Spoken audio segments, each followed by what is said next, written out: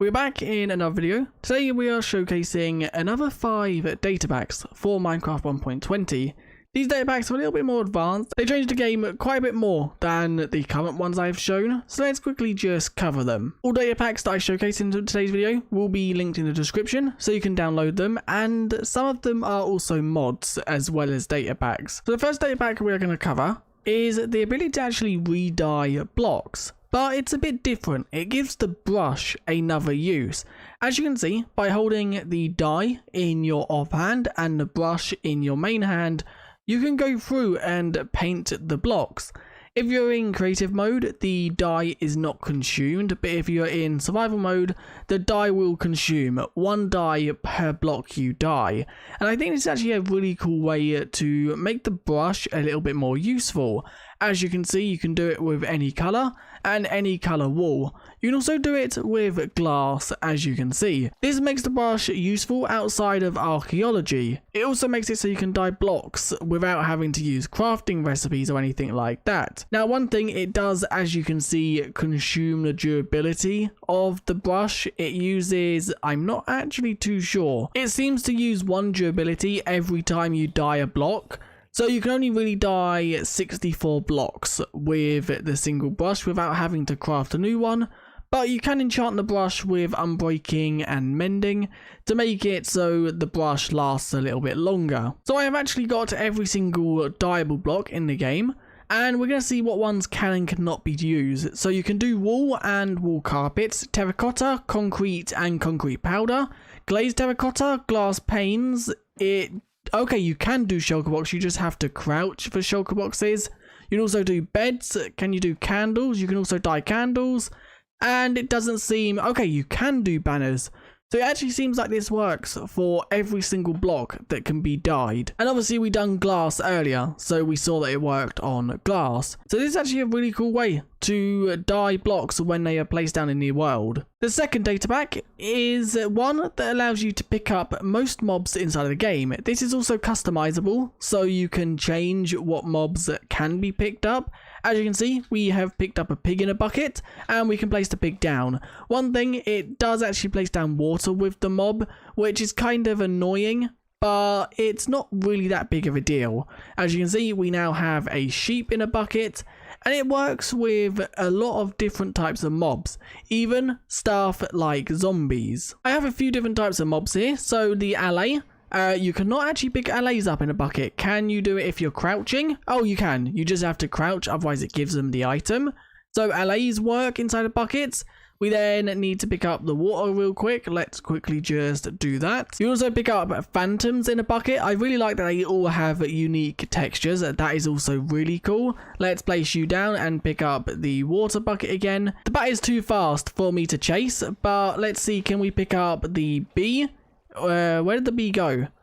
The bee vanished, but it didn't seem to go in the bucket. Was that just a bug? Let's try again. Yep, there we go. We now have a bee in a bucket. It is actually a really cool data pack because you can pick up most mobs inside of buckets and move them around the world. So I can now take this hogling all the way over here and place it down over here. And as you can see, I have moved it without having to use leads or any other way of transport. I also do really love the textures of some of the buckets. As you can see, the panda in a bucket. You can also pick up wardens in a bucket, as you can see right here, and it just looks so cool, the texture, the way the bucket kind of expands because the warden is bigger.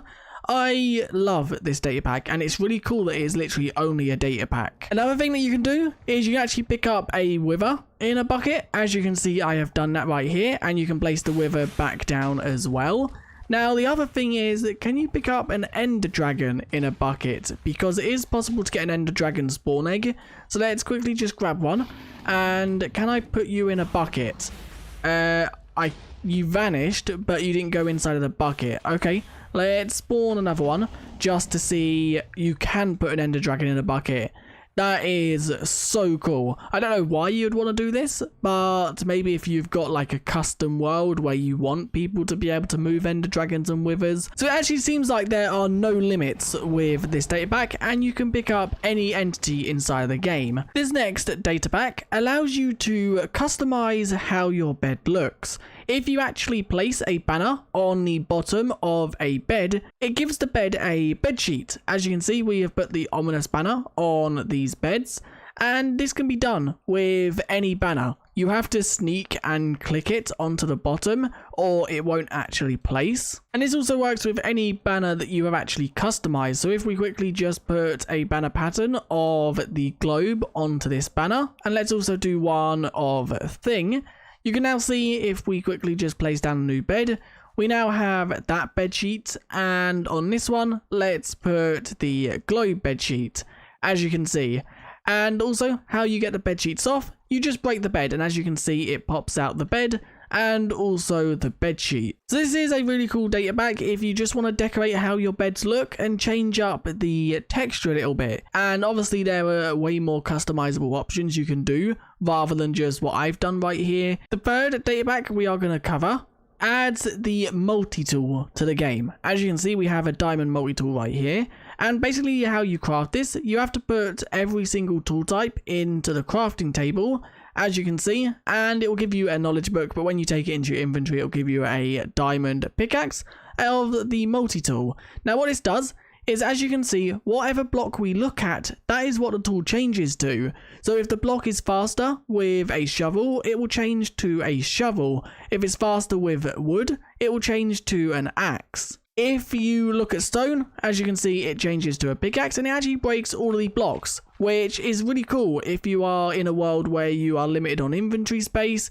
You can then just change this tool and break every single block at the same speed with one inventory slot. To till a soil, you'll have to crouch and look at grass blocks or dirt blocks, and it'll bring out your hoe. To grass path, you can literally just right click while looking at dirt blocks. I think this data pack is really cool because it does actually save you some inventory slots, as you don't need to carry around every single tool type in your inventory. This does it with one singular slot, which I think is really cool. The only downside to this data pack is if you use an axe as your weapon of choice, it will not actually change to an axe when you look at an entity, as you can see. So you need to either carry your own separate axe as your weapon, or you need to look at a axe breakable block and then quickly hit the mob, which, as you can see, that does work. But I would definitely say it's probably easier to carry around an axe if you use an axe as your weapon. If you use a sword, then there's not really a problem. And the final data pack is one that is a little bit less advanced, but it basically adds more smelting recipes for tools and armor. In the vanilla game, you can smelt down iron armor and gold armor into nuggets.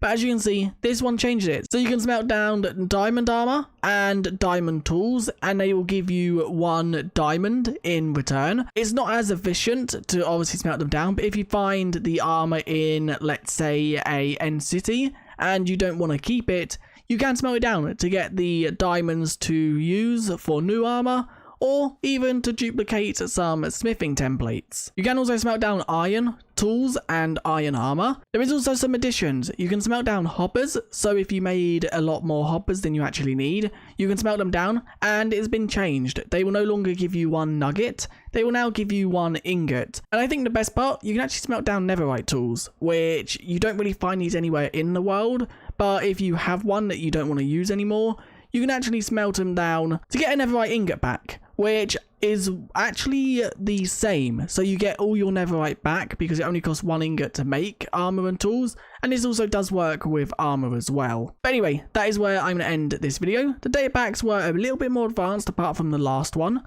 so if you did enjoy, do leave a like and subscribe, and I guess I'll see you guys in another one very soon. Thanks for watching, and I'll see you guys next time. Bye.